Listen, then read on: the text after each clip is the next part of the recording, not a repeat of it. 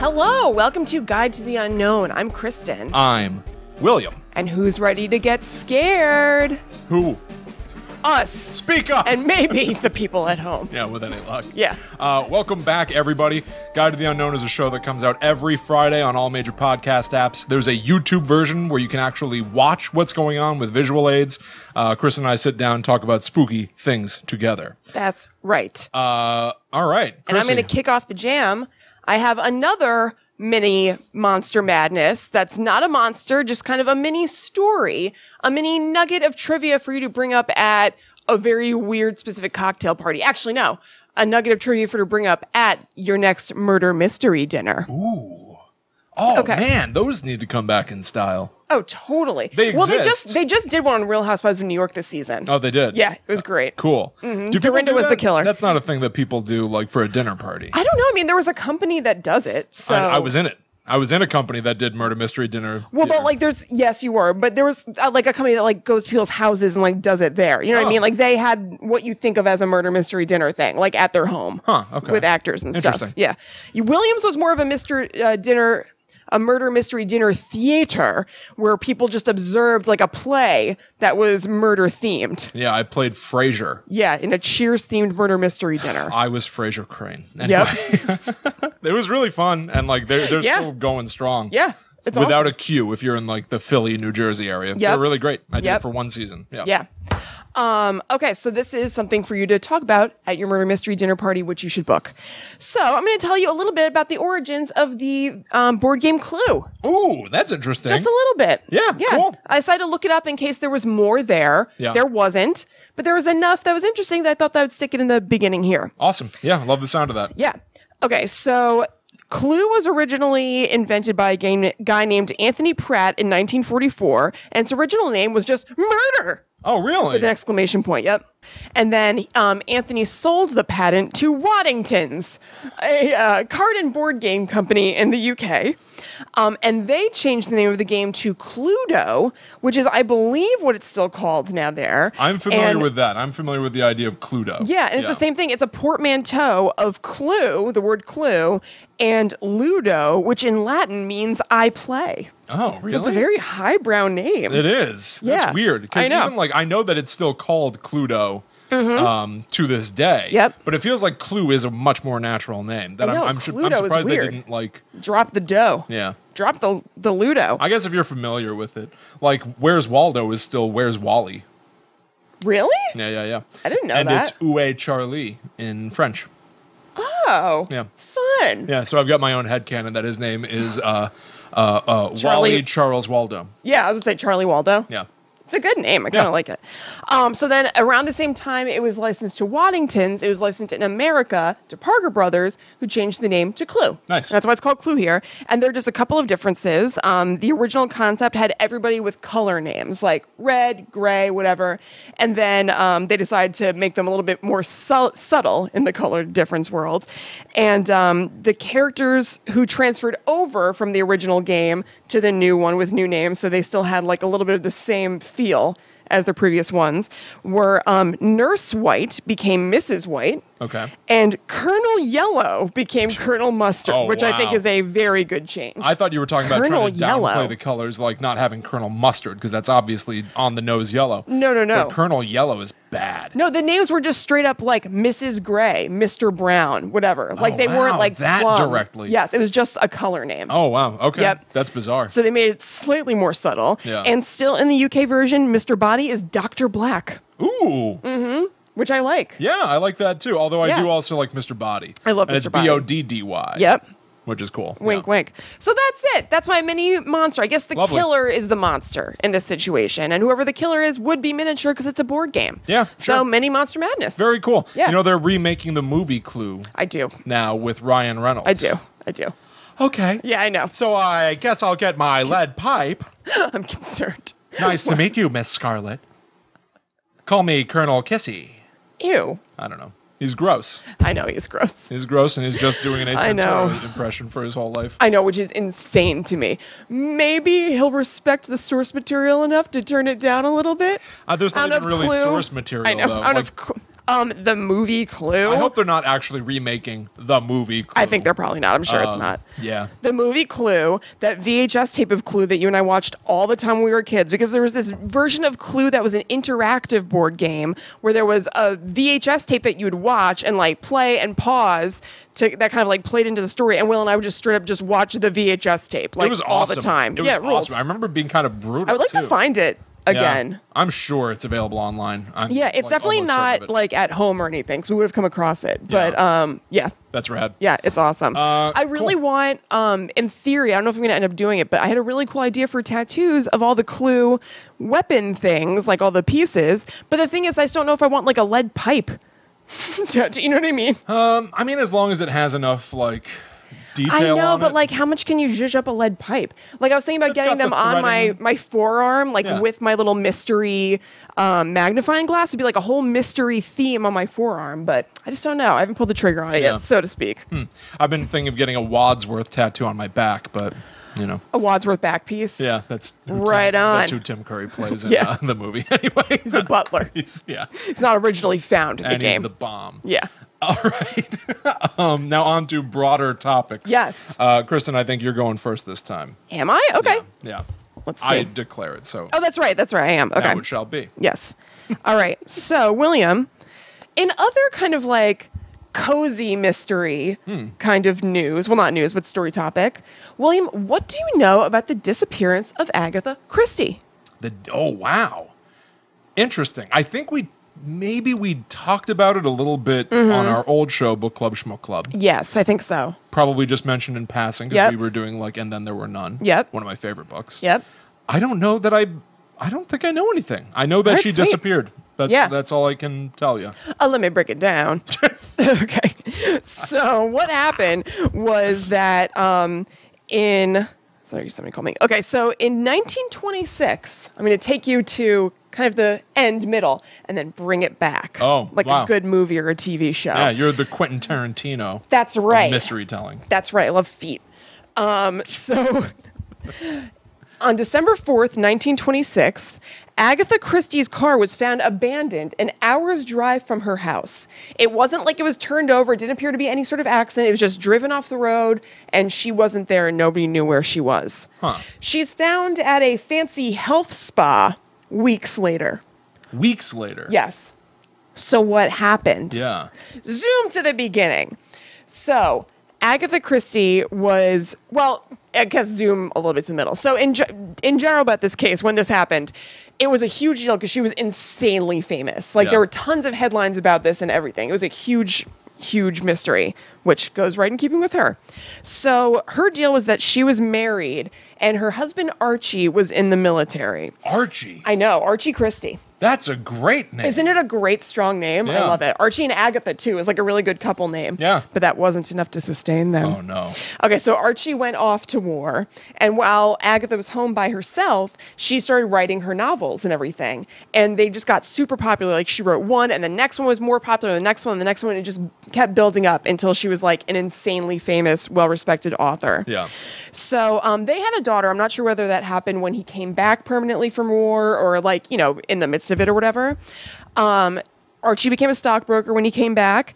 Agatha was obviously super wealthy and, you know, famous by this point. So they had like a humongous mansion that they lived in. And it seemed like they had like kind of a sweet, idyllic life. But then Agatha's mom died. And her mom lived like driving distance away, but not super close, but not like insanely far away. Yeah. So her mom died, and Agatha was like completely distraught, like really, really super depressed. And she and their daughter Rosalind went to the mother's house, which is also like a humongous house, because I think maybe Agatha came from money too, from what I gathered. Yeah. To start like, you know, packing up her things and settling affairs and all that kind of stuff. But because she was so depressed, she was kind of like miring herself in it. So she was staying at the house for like long periods of time, just like really like sinking into that depression, basically. Yeah. So then in the midst of that, Archie came to visit them at the house, at her mother's house. And he told her that he wanted a divorce. So it seems like they'd been having problems before her mom died and everything. But it just really brought things to a head, because I think that her period of mourning, this depression, lasted a long time. Yeah. So in the midst of it, he comes to the house and says that he wants a divorce and tells her that he has been seeing someone. He has a mistress named Nancy Neal. Wow, what's with all these names? They're like out of a comic book. I know, they're like Nancy Drew like names. Not just because I said Nancy. I feel like they're like cute names. Yeah, like Nancy Neal, Archie Christie. Yeah. They're great. These are great names. I know, it's perfect. So she's like, hell no, I'm not getting a divorce. We're not doing this. And I'm going to move back home and we're going to like work on and try to save the marriage. So people said that it seemed like she was not traditional in a lot of ways because she was like, be like a successful woman who's really ambitious at that time was like a little bit unusual. So she at least had like a little bit of an unconventional spirit to her, but she was very conventional about marriage. So she almost just wanted to be like, keep seeing Nancy Neal, like do what you got to do, but we are staying married. Like we're not like ending this marriage. Okay. So she came home and it's just like not going well basically. And one night Archie says like, I'm out of here. I'm going to a party for the weekend, and takes his bag and leaves. And Agatha is really upset and everything. And then later that night at about 9:30, Agatha packs a bag. She leaves a note for her secretary saying, cancel all my plans for the weekend. Leaves a note for Archie, which we still don't know what it said, and disappears. Wow. And so she's gone for weeks, like I said. So they find her car the next day. Somebody just notices an abandoned car somewhere, and they're like, what's the deal? Oh, man, it's Agatha Christie's. Oh, man, Agatha Christie is missing. And the press was like all over it. Of course. Yeah. I mean, mystery writer goes missing. Mm-hmm. That's incredible. I wonder if she, to some extent, is like, you know what? I'm going to do something that's like in the vein of what I always do, create a puzzle. Well, those are the theories. There are a couple of theories around what happened because we still don't know for sure, like what the deal is. Yeah. So obviously the press was like all over it and started doing a lot of digging into their lives to figure everything out.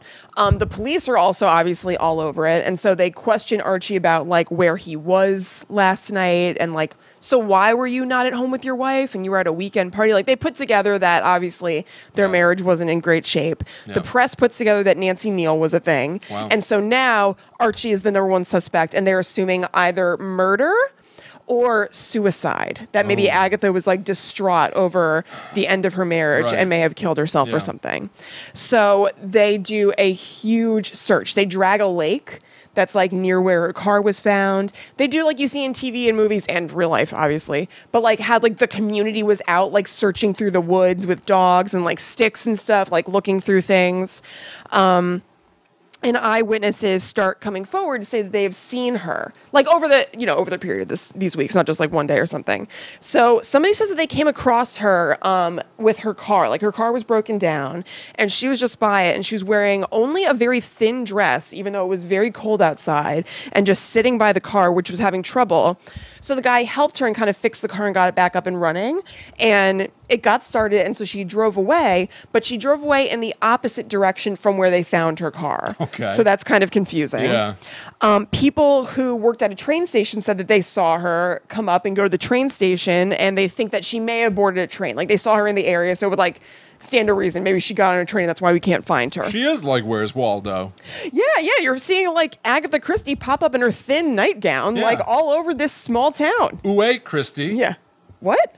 Uwe Charlie. Uwe, I don't have Uwe Charlie deep enough in my head to have remembered that was the thing. That was the first time I had heard of that. It's nice and it's fun to say.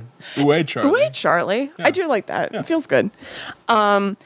So then, weeks are going by. They still haven't found her, and they're getting tips and things like that. And they finally get a tip that she's booked into this fancy like hotel/spa, like a place where you could stay for a while. I almost wonder if it's almost like a retreat that you would think of now, basically. And she's booked there under the last name Neal, which is the mistress's last name. Bam. So that's all right. That thing fell. Okay. It's all good. It was Agatha. Maybe. She didn't like us last name. Agatha. Yeah. So the inspector brings Archie up to the spa. And basically, like, it seems like when they first get there, they're in the lobby, and Agatha Christie comes through the lobby. So they see each other, and Agatha is just like, oh, Archie, dear brother. I didn't expect to see you here. And is referring to Archie as her brother. Oh. Weirdly. And they're like, Was she weird? I don't know. I don't There was nothing know. in your research about whether or not Agatha Christie was a big weird weirdo? in general. Yeah, not really. Where's Weirdo? It seems like, yeah. It seems like all this was very strange and out of character. Yeah. So I don't know. So he's like, I'm your husband, Archie.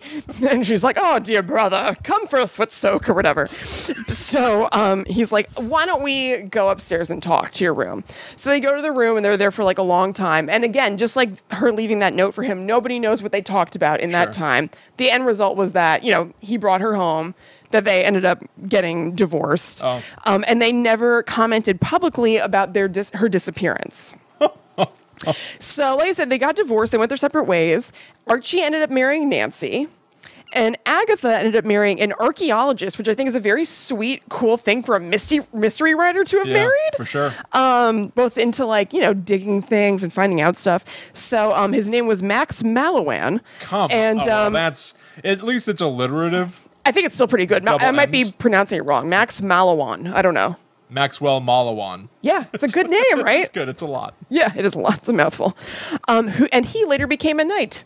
Wow. Yeah, for his archaeology pursuits, I guess. That's wild. And so apparently, both Archie and Agatha separately had long, happy marriages. Uh-huh. They co-parented Rosalind Find.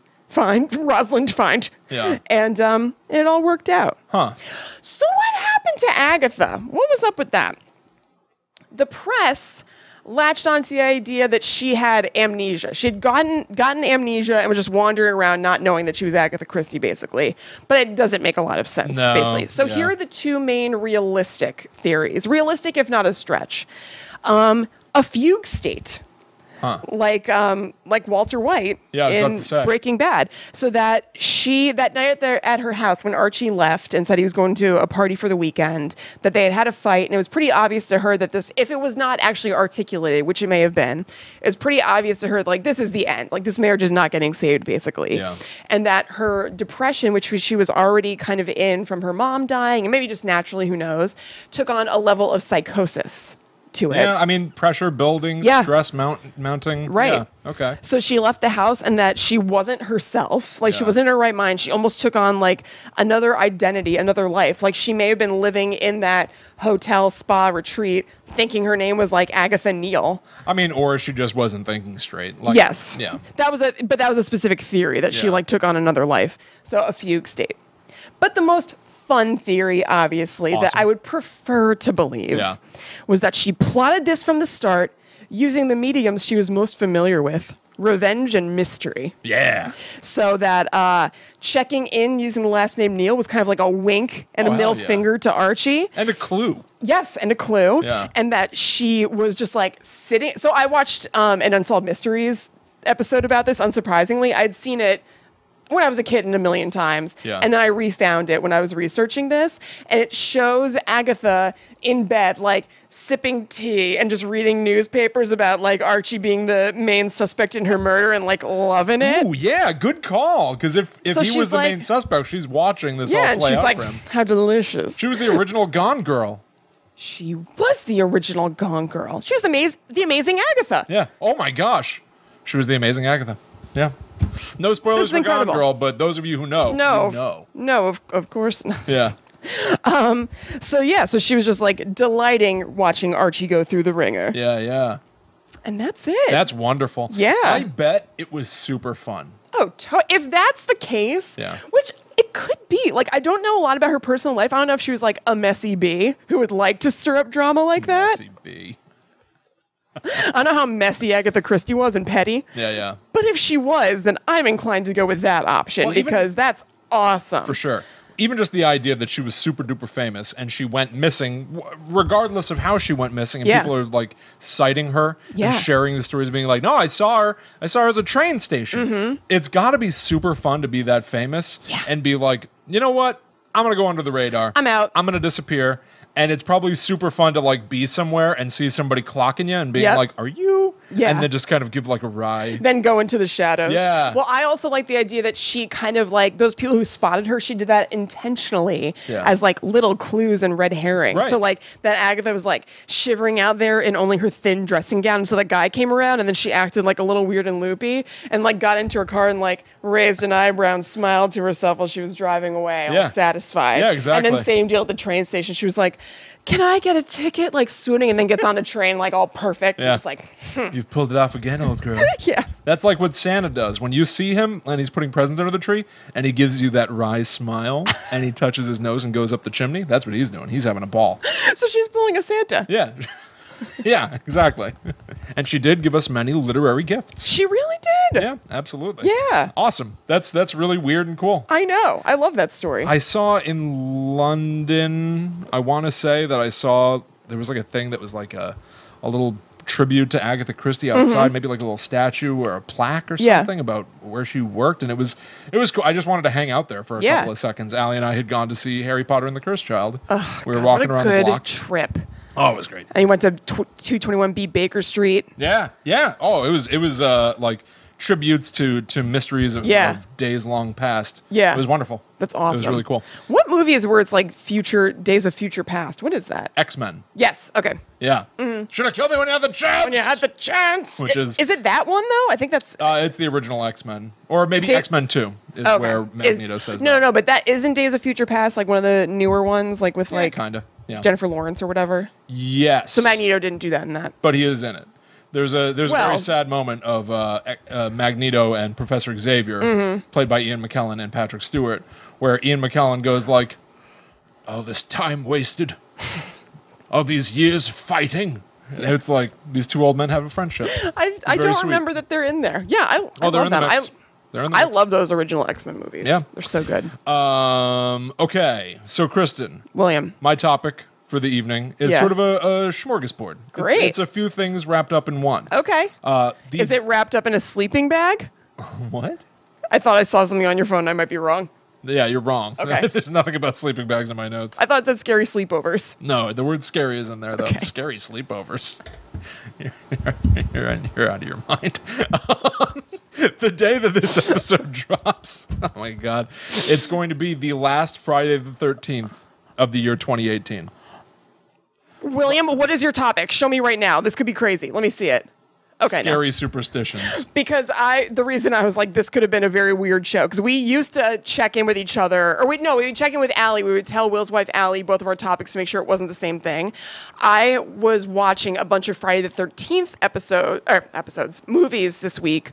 So then last night, when I was trying to figure out what to do, I was like, well, I already talked about Jason and the whole lore in one of the early episodes. So I was looking up like scary camp stories, scary summer stories, and I couldn't like land on anything that felt right. So it'd be so weird if that was what you had done. Well, I considered doing that actually, because I think when we talked about Jason Voorhees, we really primarily talked about Pamela Voorhees, his mom. We went into a lot of Jason stuff though. Oh, but there's more. No, I know, but Jason could still sustain a show. Believe you. All right, I would like to. I'm like really in a Friday the 13th mood right now. I know you are. Did you ever watch the third one? No, I got off track. No? But I might tonight. All right, if I don't go to see the Whitney Houston documentary by myself on a Friday night. Yeah. There's nothing wrong with going to the movies by yourself. I've done it quite a lot. No, me too, but just on a Friday night feels weird to me. Nah. It just feels like it's going to be date night and then like one for Whitney. I think it's only weird if you show up and you're holding like a Whitney Houston record and you're like the ultimate fan and you like are carrying a rose to leave in the theater. So like you're, out of your mind. You're like, oh my God. Oh God. So anyway, I went sort of the opposite route. Cool. Just staying in the realm of superstitions. You and I did an episode previously about the number 13, which I believe was released on Friday the 13th. I think it was, yeah. The other Friday the 13th of the year 2018. So this time I decided to look at what are some of the other superstitions, the big superstitions out there, and try to find out the origin. Great. So this is basically like 5 mini monsters is what I've Awesome. got for you. Because they're all like shorter stories, Yeah. but they're all superstitions that you're familiar with. Yeah. And you may not understand why they even exist in the first place. Sweet.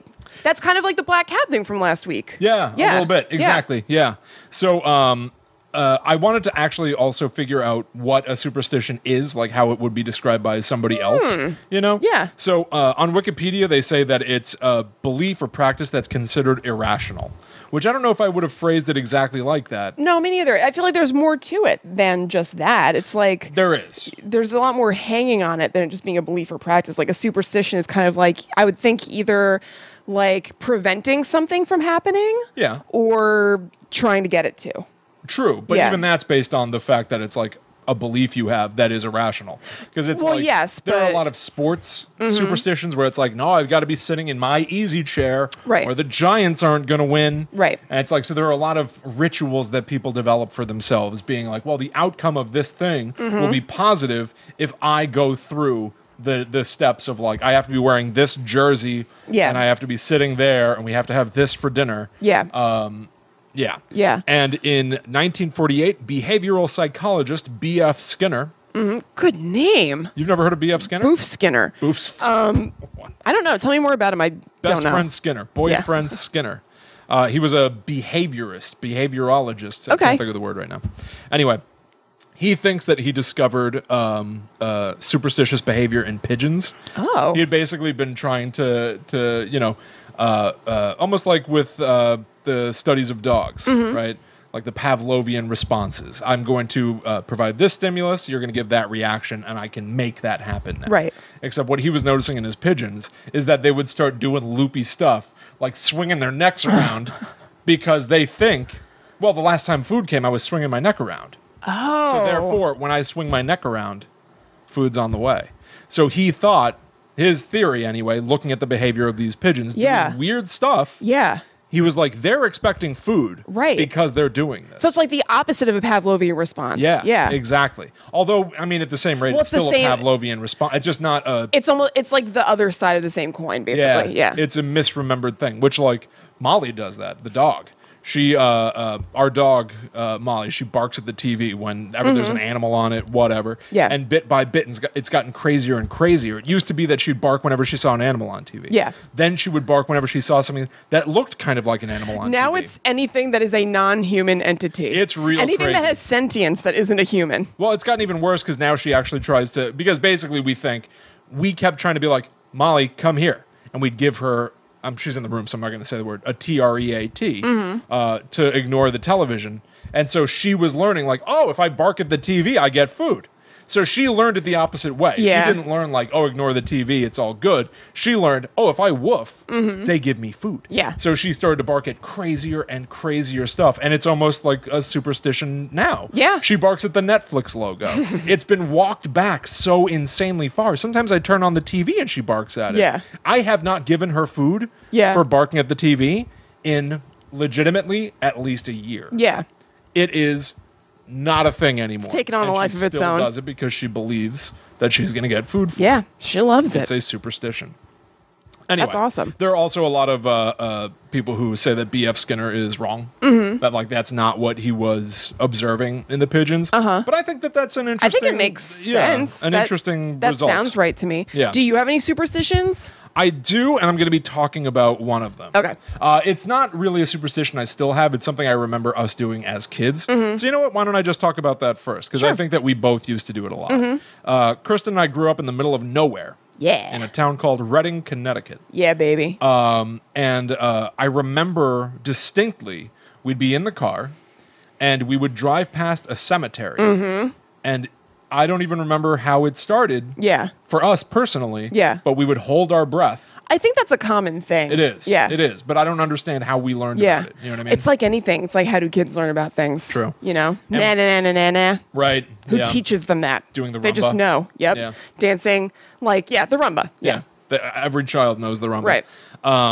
But so what we would do is we'd hold our breath driving past the cemetery, and the variation I knew was you don't exhale until you've driven past a white house. You remember that? Yeah, uh-huh. Yeah. That's not like the thing within this all the time. That's Is it a thing, though? I Did guess. you find it anywhere? No, I didn't Yeah. find it in my research, but Yeah. it must be. I mean, it's Maybe the we just variation decided to we up the find. ante for ourselves. It's almost like I feel like a lot of this sort of like passed on knowledge, these superstitions. It's almost like having an accent It's like, this is the one that we do here. Yeah. How do you do it? Oh, totally. In the Midwest. Yes. Whatever. Yeah, it's like, I mean, it is a stupid example, but it's like how they call pork roll Taylor ham or whatever, like in North Jersey. Yeah, exactly. So here are some of the reasons why you should hold your breath driving past a cemetery. Dead people particles. One of them, kind of, not biologically like you're going to breathe in Right. someone's ashes, but that you might be inhaling the dead spirits of that area. Yes, of course. Which is crazy. Yeah. It didn't ever occur to me that like a ghost is vapor. It didn't occur to me that you could inhale a ghost. Oh, totally. That's why I was holding my breath. Really? Yeah, you just don't. Yeah. I'm not sure if I ever really thought about it because I can't. Yeah. I remember doing it. I don't remember the reason why now. Maybe I don't either, because I don't remember thinking to myself like, oh no, I got to hold my breath now. There's trouble. Yes. Like, but I guess I assume that that's kind of where. I remember like realizing halfway past a cemetery that, oh no, I should have been holding my breath already. Yeah, totally. But one of the reasons is that because you're alive and you are breathing, you might make the spirits jealous. I love that. They might be angry. But I thought you were going to say that they could like steal your breath. Like if you're alive and breathing, they could kind of steal your essence from you. Yeah. And make you not be breathing. I don't know about that, really. Yeah. But it seems a cool like idea. It seems like this particular superstition might be tied in with sort of the spiritual way that people used to think about breath is life. Right? Yeah. You think of like the death rattle. Yeah. That like they say someone gives when they die. A lot of different cultures believed that was the spirit leaving your body. But it's really just like your lungs collapsing, something horrific like that. But like breathing is the act of being alive. It's the same reason why some people say that you should cover your mouth when you yawn. Not only because it's, polite and because you're like breathing on people, but because that's basically opening a door be holding for it evil in. spirits to come in. So you are blocking passageway. Really? For evil spirits, yeah. That's awesome. Isn't that rad? That's awesome. Well, I guess I'll have to start covering my yawns. Yeah. I've been exhaling all over you chumps. Yeah. They also say I'm kidding. I don't do that. Just to be clear. that in the Bible, God breathed life into Adam. So also suggesting that, breath is life. It gives life. Yeah. This could mean that God imbued Adam with life, with a life force, a soul or spirit through the mouth. So you got to be careful. So holding your breath past the cemetery. Yeah. You don't want to let evil stuff in. It's just a smart practice. Yeah. All right, let's go to a kind of like less impressive one now. The four-leaf clover. Oh, okay. Yeah. The reason why that's believed to be a sort of good luck. Yeah, good luck charm. There are like a lot of early references of the fact of like four-leafed grass, stuff like that. From the 1600s, it was said to be good for children. For good whatever for them? reason. Yeah, Like it to was weird. eat? Yeah. A description from 1869 says that four-leaf clovers were, quote, gathered at nighttime during the full moon by sorceresses. That's sweet. Who mixed it with vervain, which is like a purpley kind of flowery plant, and other ingredients, while young girls in search of a token of perfect happiness made quest of the plant by day. Ooh. Yeah. I like both of those. I'd want to do both. Yeah. I want to do cool witchy stuff by the moon and be happy. You got to sleep at some time. Not I. No. Some folk traditions assign a different attribute to each leaf of a clover. The first leaf represents hope. The second stands for faith.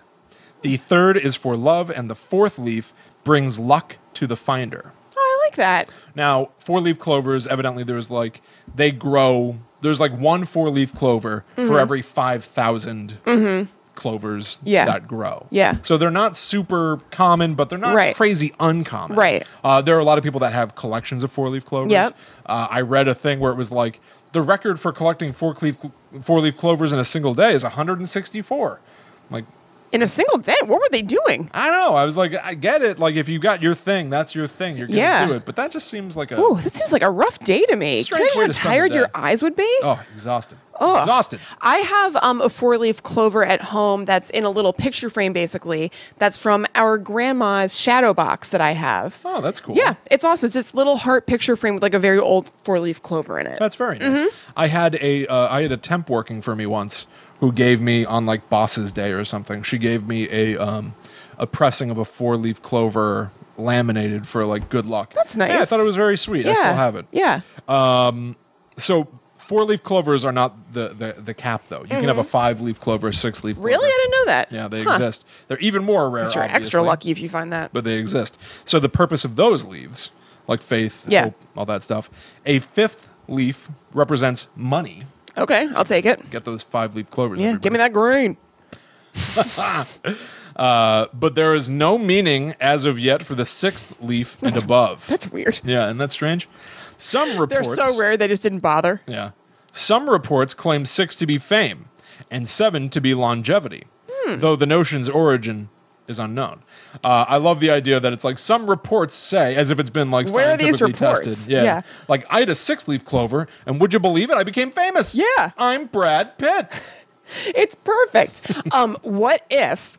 Okay, so I'm just making this up. Okay, so 4-leaf clovers are rare, 5-leaf clovers are really rare. 6-leaf clovers, you could almost say those are unnatural. Maybe that 6th leaf is of the devil himself. Ooh. And if you find a 6-leaf clover, that's not good luck anymore. That's bad luck. I love that idea. Isn't that sweet? I love that idea. Yeah. That's really cool. The 6-fingered hand. Yeah, exactly. You know what that is, right? Yeah, 6s aren't good. You know what the 6-fingered hand is? No, I don't That's remember. the devil playing a guitar. It's like for like the 6-fingered 6-string bass or something like that. What do you mean that's the devil playing a guitar? That's why there are 6 strings on a guitar or a bass. Oh, really? Because it was the devil's instrument, something like that. That's sweet. Yeah, I can't claim that this is the absolute. I heard it mentioned Yeah. on a podcast. Yeah. It was said by a musician. It's probably true. That's cool. wondered It if sounds was like a some thing. sort of lore of something, but I'm Yeah. not really familiar with it. But Guitar lore. Yeah, but it Yeah. always stuck with me, right? Like That's the 6-fingered, the 6-string guitar for the 6-fingered devil. Is it a thing that the devil has 6 fingers? I don't know. That was the 'Cause I'd first never heard and that only before. time I'd ever heard of it, but I thought it was cool. That is cool. Yeah. I know about the cloven hooves, obviously. Ooh, 4-leaf I guess he has to cloven make. hooves. Ooh, I guess he has to make make up for the lack of toes, since he has those hooves. So I might as well pop a 6th finger on I there. need some more phalanges. Yeah. A few more digits. Yeah. Are toes digits? Does that count? Yeah, I think so. Kristen and I practiced writing our names with our feet just before we started recording. We did a pretty good job, actually. Yeah, not too bad. If you're watching the Yeah. YouTube version, this is me writing the word Willie, Yeah. and here's Kristen writing the word Kristen. Yeah, it's discernible. I think if you knew what you were looking for, then you might know that we wrote that. If you didn't know that those said Kristen and Willie, then it would just look like scribbles. Yep. Everybody out there, get a pen, put it between your big toe and second toe. That's the index toe. That's right. Practice signing your names and send it to us. You Yep. can send them to Please. @GTTUpod. I'd love to see them. Put them in the Facebook group. I'd love to see what hidden messages they reveal. We want to see your But- foot signatures. I don't want to see your feet, though. So No. only take a picture of what the signature looks like. I don't want to see anyone's feet. I know I made a joke about being Quentin Tarantino and loving feet before. It was just a joke. Leave your foot out of the equation. I don't like feet. No. No. I mean, I guess I don't like. They're fine. I don't know. I don't like them. They don't come up besides my own very often. Yeah. We had a I wouldn't want to. Like, if somebody said, "Do you want to look at a bunch of feet?" I would say no. we had a barbecue here, Mm-hmm. and our Did you not care for the shoes off of everybody or something? I was fine with it for everyone else. I was not comfortable with it for myself. So I was walking around with my shoes off. Our sister Lynn brought a like a wading pool kind Yep. of thing, which was nice. It was a really hot day. So good. Our real estate agent came. She wanted to have a picture of Allie and me standing in front of the house. Allie and my 'cause feet. We just bought a house, and I said, you know what? Let's do it on a day where I'm not so sweaty and gross. And they were like, no, you look fine. And then and then I said, let me put on some shoes. They said, no, don't worry about it. And then I did something that was very peculiar. I evidently Waved with your foot in the picture. No, we're standing at the top of a staircase. Uh-huh. Our house has 13 steps. Yep. 13 steps to the gallows, everybody. And I was standing at the edge of the top step, and I was kind of gripping the step with my toes. I was going to make a joke about that, and I was holding in so that I wouldn't interrupt you. Didn't realize it was a That's totally so weird. unconscious act. I saw the photo after, and I went, yeah, that's fine. But I was staring right at my feet. It was like my big toe I am- grabbing on for balance. For dear life. I Hate imagine it. it'll be Hate it. cropped. Hate it. Anyway, breaking a mirror. Yep. On to the next superstition. This one I thought was like really kind of quaint, very cool. The idea that broken mirrors can bring bad luck, which, by the way, what would you say you're familiar with the broken mirror thing as being? What's at stake? I think you get bad luck for 7 years. Very good. Yeah, Yeah. exactly 7 years. Yeah. And some of that seems to be because there was a belief by the Greeks or the Romans that your life renews itself Yeah. every 7 years. Yeah, 7 is a very magically powerful number. Yeah, I want to know more about why Yeah. someday, but I don't know. So it maybe comes from the ancient Greeks who believed that spirits lived in reflecting pools of water. Oh, that's cool. And you can tie it, therefore, to Yeah. the legend of Narcissus, Yep. who became so infatuated with his own reflection that he eventually fell face forward and drowned, Yep. observing himself. So the basic idea here is that your soul is in the reflective glass of a mirror. Yeah. And if you crack it, you are damaging your soul. That's sweet. Yeah. So you're breaking your soul. It'll take 7 years to repair itself. That's not quaint. That's badass. During those 7 years, your broken soul might not be enough to protect you from misfortune. That is awesome. Isn't that one of the coolest things you've ever heard? I love that. I love it. The damaged soul itself brings down the bad luck as an act of revenge against the mirror breaker's carelessness. Ooh, yikes. Isn't that great? Yeah. There are some antidotes, though. There's some Okay. counter superstitions to ward off this bad luck. Throw salt over your shoulder, Yep. which is also a thing for other forms of bad luck. Spin around 3 times in a counterclockwise direction. Then you're going to fall on the pieces of broken mirror and hurt yourself more. My leg! You get dizzy and tip over. I did have bad luck. I did. Grind the mirror shards into a fine powder. Who has access to the means to be doing that? Well, I guess you could do it with a mortar and pestle, That's but like, exactly what I was thinking. but yikes. Yeah, but the idea is that now none of those shards can reflect a single thing. That's awesome. Isn't that cool? Gather the broken mirror pieces and submerge them in the waters of a south-running stream. Oh boy. This will wash away the bad luck after only 7 hours rather than 7 years. So it's worth Ooh, it. efficient. That's totally worth worth finding it. a south running stream. Oh, yeah. Use flames to burn or blacken the mirror fragments, then bury them a year later. Totally awesome. Siri, but- set a reminder for 1 year from now. Yeah, I was about to say, that's Bury the a mirror. long game. You know which one. Yeah. Take a piece of the broken mirror and touch it to a tombstone. Will Ooh. immediately lift the curse. Oh my God. I love the broken mirror thing. Yeah. Yeah. That's very so cool. I've never heard any of those. Yeah. Just touch it to a tombstone. I love it. Yeah. Just bink. Phew. Dunk. What a relief. I'm fine. Yeah. I got this. My soul is back together. Yeah. All right. Number 4. Knocking on wood. Uh-huh. Where does it come from? What are you familiar with that as being? I'm trying to think. Well, when you say something that you don't want to happen, you knock on wood to make it not happen. For like safety. I think I know, but I don't remember. Okay. So one of the ideas, this is like a hotly disputed thing. This might come from like basically nowhere, who knows? Yeah. But here are some of the theories. I mean, this is all. You got to take Yeah. all of this with a grain of sand. Obviously, it's Grain all of sand? Is that not it? No, grain of salt. I always get that wrong. Really? Yeah, I do. I do. Really, I do. I do. No, I'm not kidding. I do. So, one of the theories is that before Christianity and Islam came around to spoil the party with their rules of idolatry. This is rad. This is from Mental Floss, by the way. That's awesome.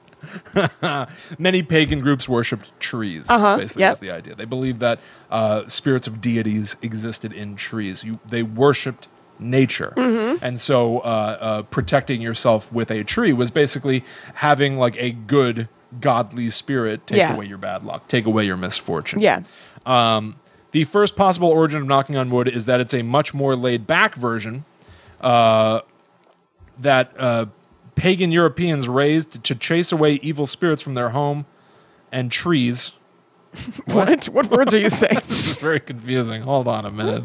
The first possible origin of knocking on wood is that it's a much more laid-back version of the ruckus that pagan Europeans raised. Okay, there we go. This is very confusing. Yeah. I don't know. Forget that one. That doesn't make sense. I'm going to stop reading that one. Well, how did they raise a ruckus? Just paraphrase. It doesn't say. Oh. They chased away evil spirits from their home and used trees to prevent them from hearing about and ruining a person's good luck. What? Okay, move on. Still doesn't really make sense to me. Yeah, I don't Whatever. It made sense when I wrote that in my notes. Yeah. Maybe I even wrote that down wrong. Who knows? William, I got a feeling that you did. I'm just going to go ahead and say I it. think I did a great job. How dare you? The other origin, they suggested that some of these tree worshippers laid their hands on a tree when asking for favor from the spirits or gods that lived in them, Love that. or Love did it that. after a run of good luck as a show of gratitude Love this. to the supernatural powers. Over the centuries, the religious rite may have morphed into the superstitious knock that acknowledges luck and keeps it going. I love that. Yeah. You and I are both kind of nature worshippers. Yeah. Love a good tree. Oh, I love a tree. Absolutely. History.com had this to say.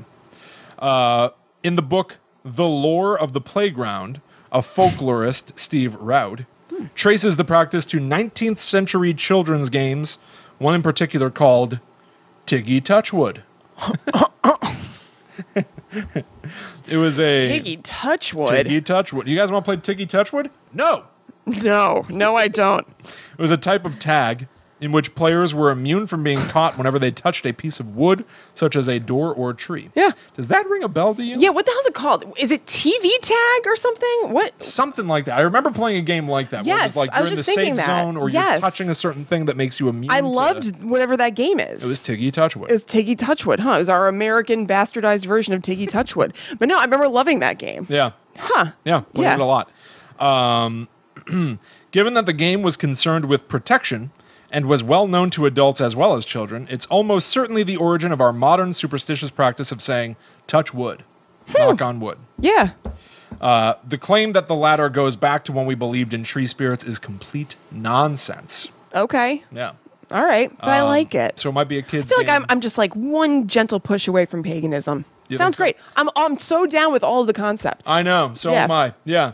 They feel like they make a sort of natural amount of sense.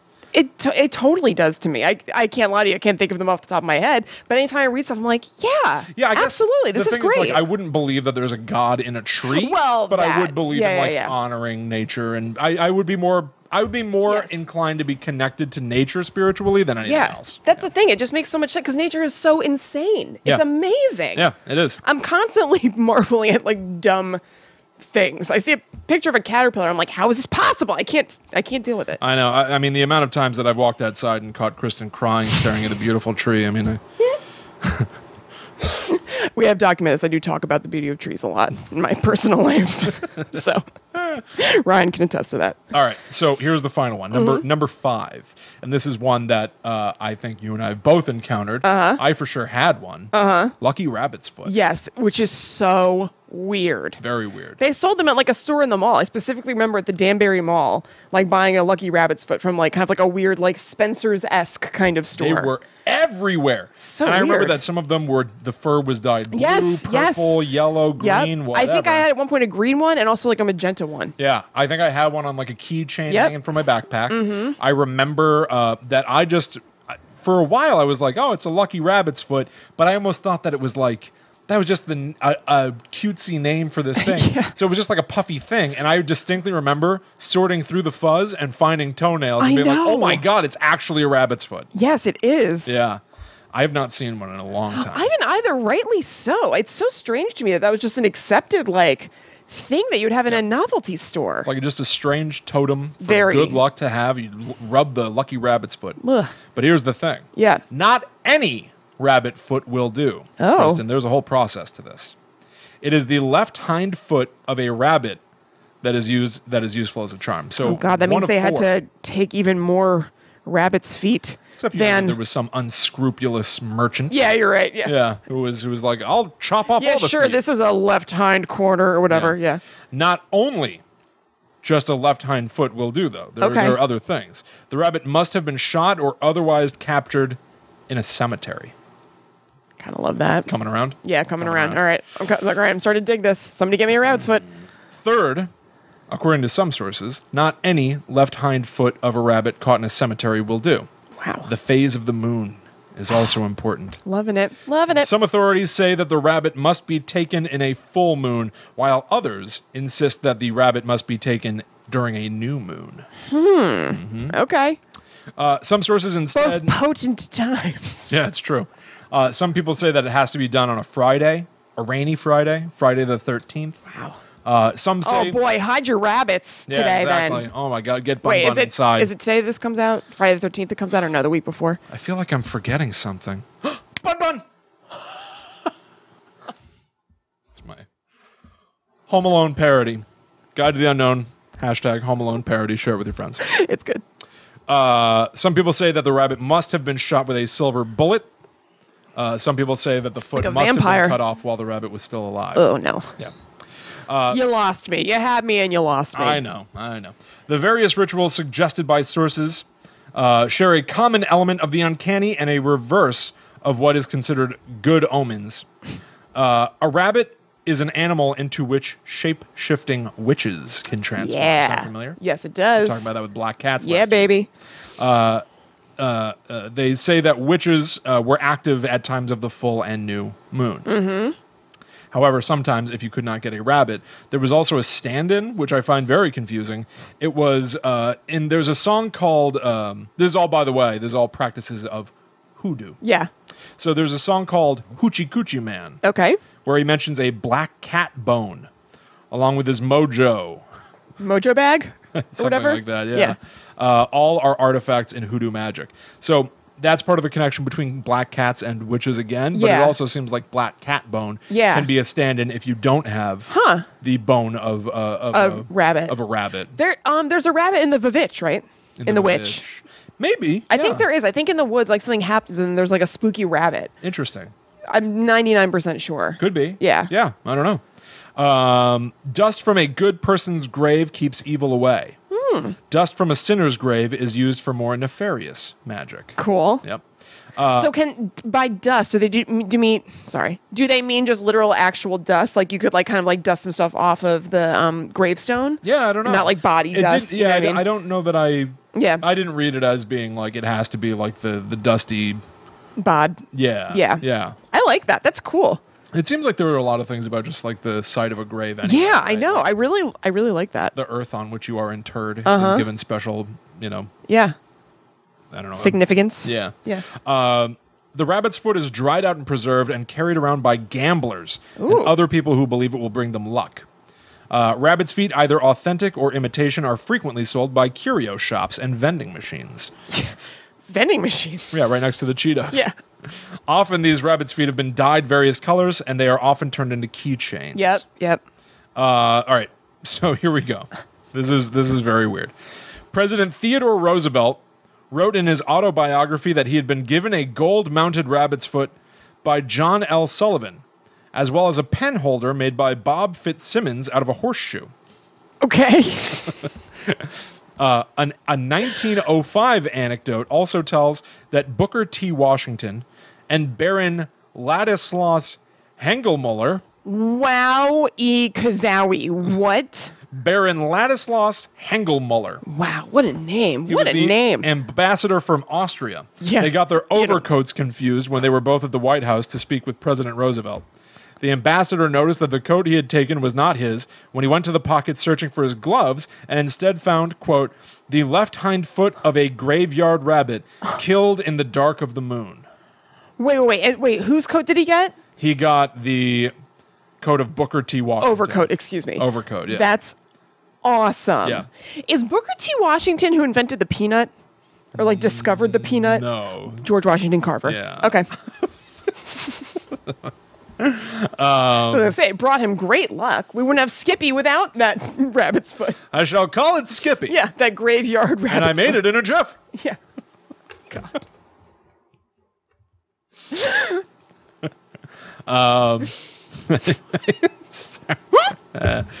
In addition to being mentioned in blues lyrics a lot, the rabbit's foot is mentioned in the American folk song, "Oh, there will be a hot time in the old town tonight."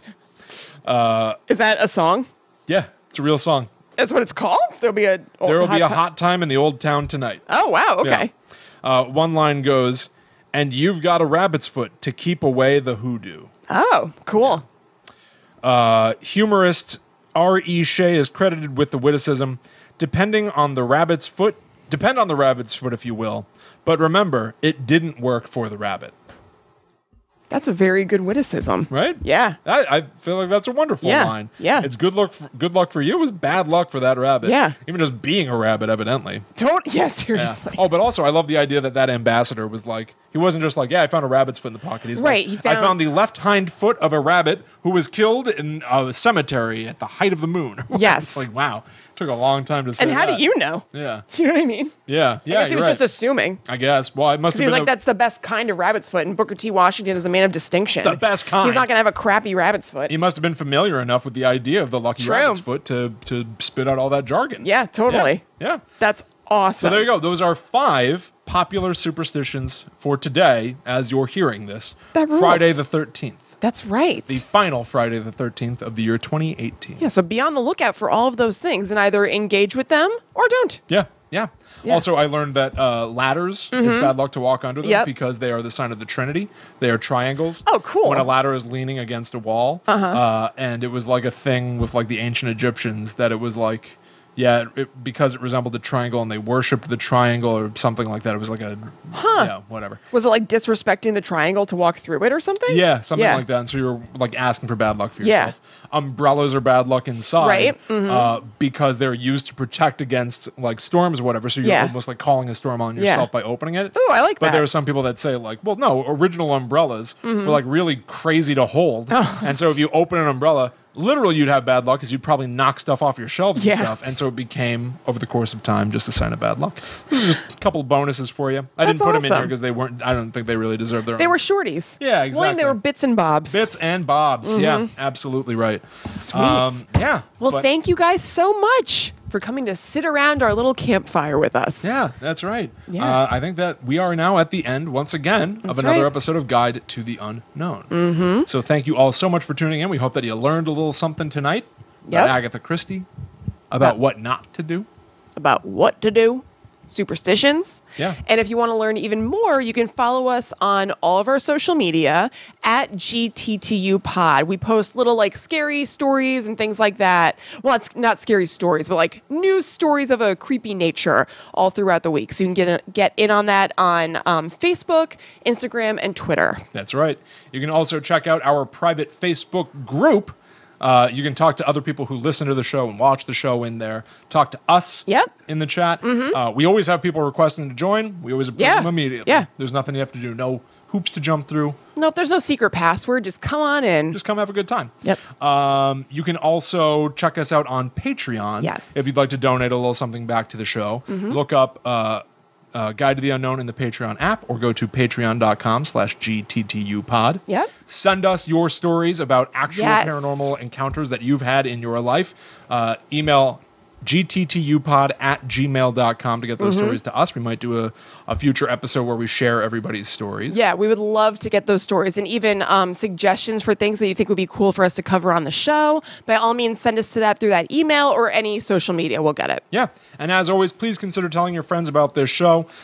We greatly appreciate it. We love it when we have new listeners. Yeah.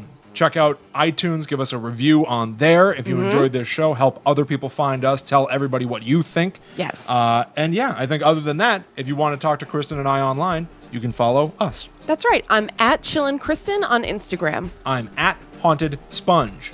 So we will see you next time for another terrifying, tantalizing tale from the world of darkness. I was wondering where that was going. It's going nowhere. But until then, we must travel. I think it was going to the netherworld. Back there, go we. Bye.